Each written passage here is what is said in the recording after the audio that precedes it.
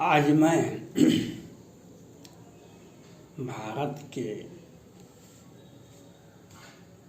सर्वोच्च न्यायालय के मुख्य न्यायाधीश जी से अपील करना चाहता हूँ। आप पथ प्रदर्शक भी हैं और संविधान को लागू करने, कानून व्यवस्था लागू करने का अधिकार भी आप ही के पास में है। संविधान और गणतंत्र और प्रजातंत्र सारे संस्थाओं का संरक्षण करने का अधिकार आपको ही है। कानून व्यवस्था पर अगर द्वंद्व छिड़ जाता है उसका भी विश्लेषण आप ही करते हैं। आप पथ प्रदर्शक भी हैं, पथिक भी हैं, राह भी हैं, राही भी हैं। माननीय सुप्रीम कोर्ट के माननीय मुख्य न्यायाधीश महोदय से अपील है। माननीय बिहार विधानसभा का चुनाव हुआ था, चुनाव समाप्त हुआ, सरकार भी चल रही है, बन रही है, दिन दिन कार्य कर रही है, लेकिन भारत एक प्रजातांत्रिक देश होने के नाते 25-30 उम्मीदवारों ने चुनाव में धांधली का आरोप लगाया और पटना हाईकोर्ट में अपील भी दायर किया, लेकिन पटना हाईकोर्ट इस पर कोई भी सुनवाई नहीं कर रही है।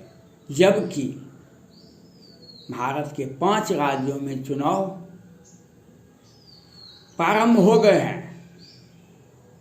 अब चुनाव की तारीख भी हो गई है। अब मतदान होने वाला है।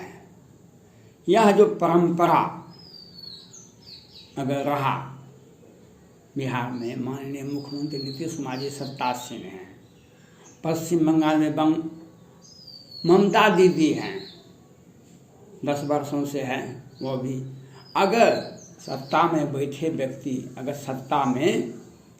व्यक्ति चुनाव को प्रभावित करते हैं और वह व्यक्ति, पीड़ित व्यक्ति, चुनाव में धांधली किया गया, अगर उसका निर्णय विलंब से हुआ तो एक दिन ऐसा आएगा जो हमारा प्रजातंत्र खतरे में पड़ जाएगा। हमारा प्रजातंत्र खतरे में पड़ जाएगा। गणतंत्र, जनतंत्र और प्रजातंत्र सारे सब कुछ मिट जाएगा।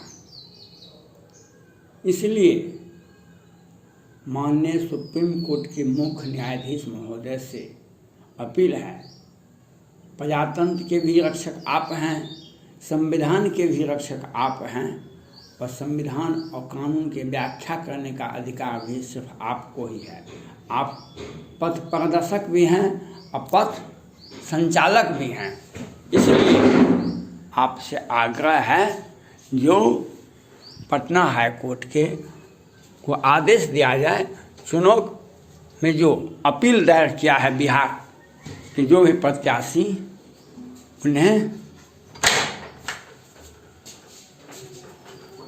उन्हें उस याचिका को पहले सुनवाई किया जाए,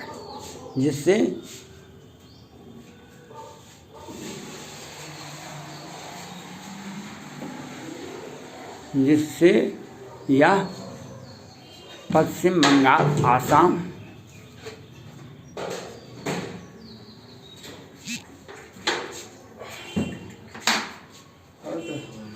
दोस्त को तुम्हारे यहाँ है ना,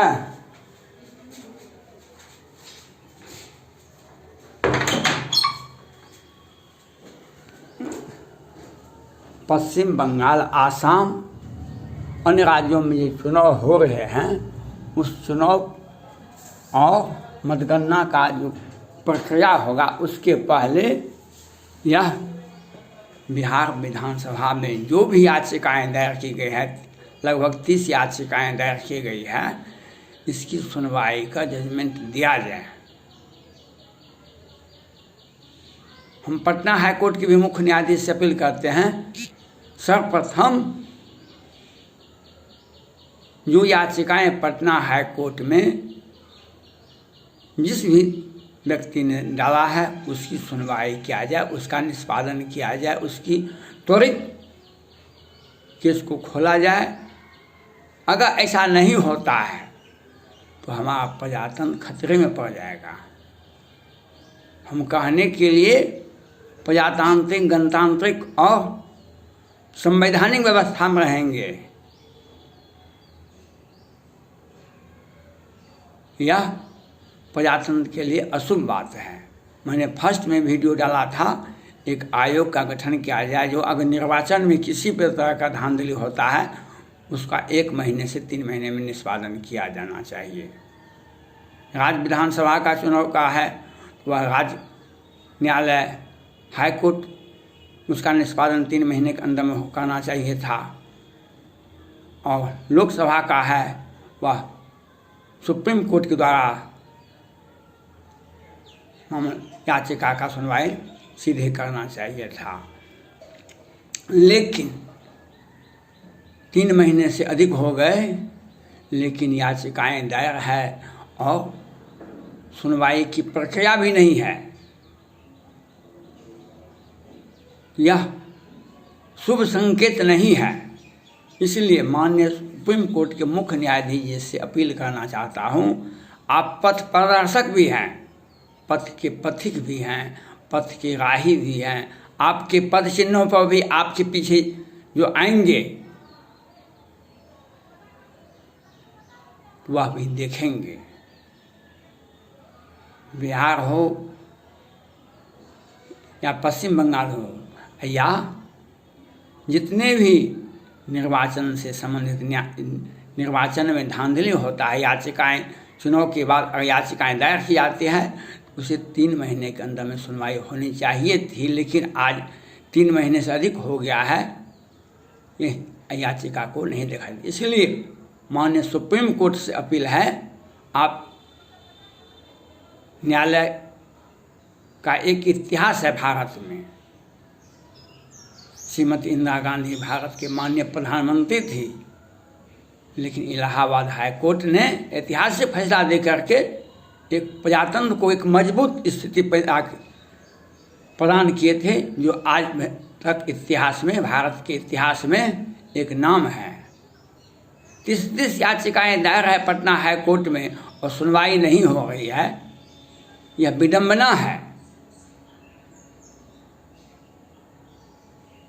जब बराक ओबामा अमेरिका के राष्ट्रपति महोदय आए थे भारत 1415 में, उस समय माननीय प्रधानमंत्री नरेंद्र मोदी जी सत्तासीन हो गए थे। भारत में एक आंदोलन शुरू करने का कोशिश किया जा रहा था, एक हवा बनाया जा रहा था घर वापसी।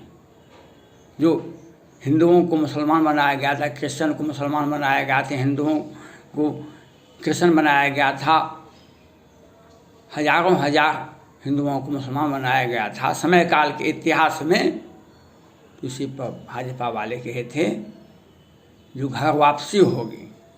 बराक ओबामा ने भारत का आतिथ्य स्वीकार किए, लेकिन उन्होंने स्पष्ट रूप से कहा यह गलत आंदोलन है, सरकार को ऐसा नहीं सोचना चाहिए, इससे जनभावना, देश का सत्ता और शासन और एक हिंसक वातावरण पैदा होगा, इसको नहीं। और तत्कालीन बराक ओबामा साहब ने कहे और भारत सरकार ने भी सुना इस बात को और इस आंदोलन को रख दिया गया।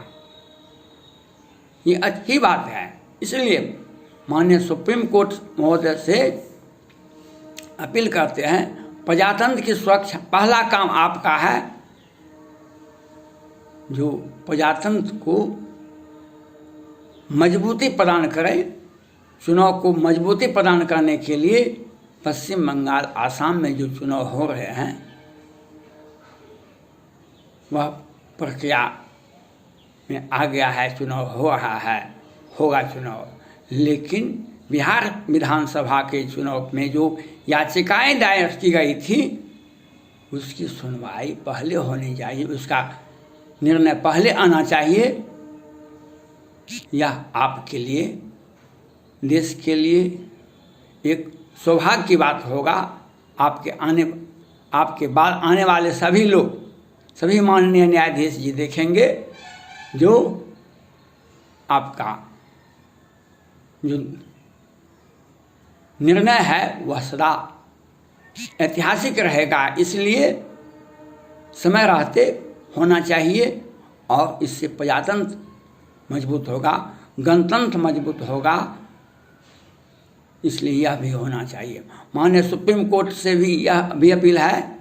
आज महाराष्ट्र में ड्रग माफियाओं का क्या हश्र है देखा जाए, लेकिन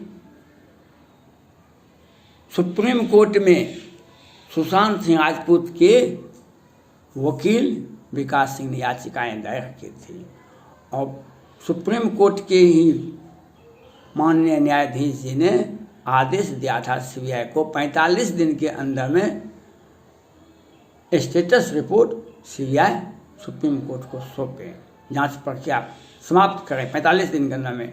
लेकिन आज 8-10 महीने हो गए, लेकिन महाराष्ट्र सरकार आज तक कुछ भी नहीं होने दे रहा है। इसलिए सुशांत सिंह राजपूत के पिताजी ने जो एफआईआर की है उस एफआईआर को एनआईए को दिया जाए और वह एफआईआर को स्वीकार करते हुए उस पर कार्रवाई किया जाए, एफआईआर को लॉन्च किया जाए, लागू किया जाए। अगर ऐसा नहीं होता है, एक तरफ से आंख का आंसू बह रहा है और एक तरफ से सरकार, अपने महाराष्ट्र की सरकार कहती है हमारे अधिकार क्षेत्र का उल्लंघन है, इसलिए एनआईए को दिया जाए। और सुशांत सिंह राजपूत के पिताजी के सिंह ने जो अपने बेटे का हत्यारा पर एफआईआर किया है रिया चक्रवर्ती समेत, उन सभी पर धारा 302 के तहत सारे कानून को लागू करते हुए, एक्ट को लागू करते हुए उस पर एफआईआर किया जाए। आप जाते जाते यह सुशांत सिंह राजपूत के पिताजी का और सुशांत सिंह राजपूत के फैंस के लिए एक खुशखबरी आप दे के जाएं। यह आपके लिए, हम और देश के लिए हत्यारा कितना भी बड़ा हो, किस भी तरह से रंग बदल ले, लेकिन उसकी गिरफ्तारी होनी चाहिए। आँख का आंसू को बहते रहना, बहते देखना और मुस्कुरा के चल दिए, यह न्यायिक व्यवस्था का यह नहीं होगा। न्यायिक व्यवस्था में हर व्यक्ति के, पीड़ित व्यक्ति का आँख के आंसू पोंछने का काम करती है न्यायालय। इसलिए हम माननीय सुप्रीम कोर्ट के मुख्य न्यायाधीश जी से अपील करते हैं सुशांत सिंह राजपूत केस में भी एक ऐतिहासिक फैसला दिया जाए और बिहार विधानसभा में जो चुनाव हुआ था उसमें जो याचिकाएं दायर की गई है उसको पटना हाई कोर्ट से यह आदेश दिया जाए, उसकी सुनवाई तत्काल प्रारंभ की जाए। पश्चिम बंगाल, आसाम और अन्य सभी राज्यों के चुनाव से पहले मतगणना के निर्णय के पहले बिहार विधानसभा में जो याचिकाएं दायर की गई चुनाव से धांधली का, उसका निष्पादन तत्काल होना चाहिए। हम यह माननीय सुप्रीम कोर्ट के सामने यह प्रस्तुत करते हैं, अपने चैनल के माध्यम से यह अपील करते हैं जो आप इसको देखें।